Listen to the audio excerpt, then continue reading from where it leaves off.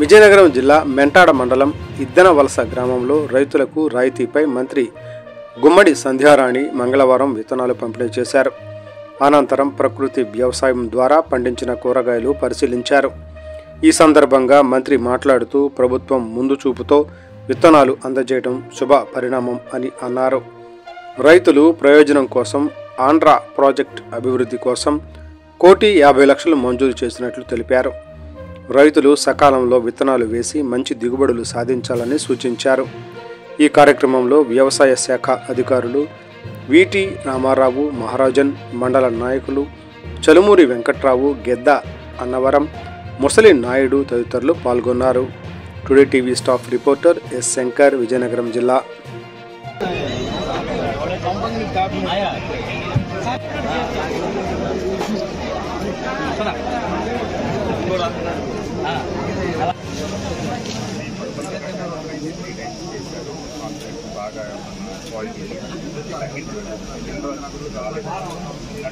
మొదలు పెడుతున్నాం ఇంకా, కాబట్టి అవి కూడా అతి త్వరలోనే వస్తాయి.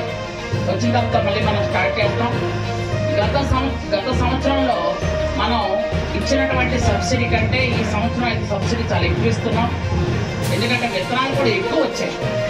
నాకు తెలిసి మన ఉమ్మడి విజయనగరం జిల్లా మొత్తం మీద మెంటాడ మండలానికి వచ్చిన విత్తనానికి ఎక్కడికి రాలేదు కూడా. ఇదే ఫస్ట్ ప్లేస్ లో ఉంది. మనకి రైతులు ఎంత ముఖ్యమనడానికి మనకి హై లెవెల్ కెనాల్ ఛానల్ కానీ, గొర్రెగడ్డ కానీ వీటిని ఆల్రెడీ మన నాయకులు నాకు కాగితాలు ఇవ్వటం, వాటిని కూడా మన మంత్రివర్యులకు ఇవ్వడం కూడా జరిగింది.